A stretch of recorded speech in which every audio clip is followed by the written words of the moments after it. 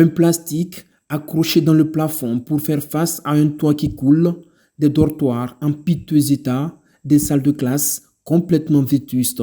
Nous sommes dans une école d'enseignement technique à 7 km de Pita.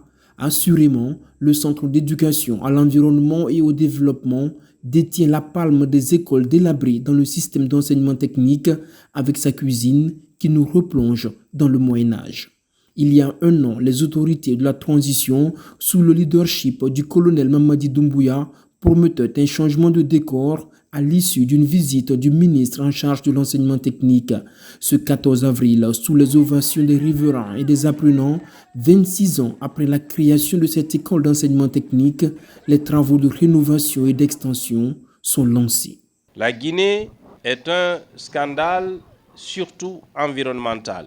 Nous devons protéger nos forêts, nous devons protéger nos têtes de source parce que, à la base, nous irriguons l'Afrique de l'Ouest. Cette école va aussi embrasser les métiers de l'écotourisme et donc permettre à notre environnement touristique et à notre pays de recevoir encore plus de personnes. Cet exemple traduit la volonté politique du gouvernement de promouvoir le développement durable, notamment par la formation technique et professionnelle.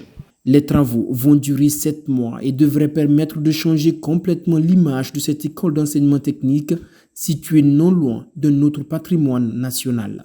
La commune rurale de Sintali, qui vous accueille aujourd'hui, abrite le barrage hydroélectrique de Kenkong, qui nous alimente en courant électrique depuis des décennies. Et qui parle de barrage hydroélectrique, parle de l'eau. Et qui parle de l'eau, parle de l'environnement. Et pour y arriver, il faut une formation professionnelle de qualité. C'est pourquoi nous ne ménagerons aucun effort pour la réussite de ces travaux. Où le CED est sur à peu près 4 à 5 hectares et nous allons nous occuper de la construction de 6 bâtiments et la reconstruction de 6 autres.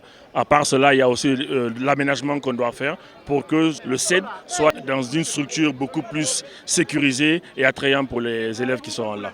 En attendant la fin des travaux, le CED de Pita à régime d'internat vient d'être ravitaillé en denrées alimentaires.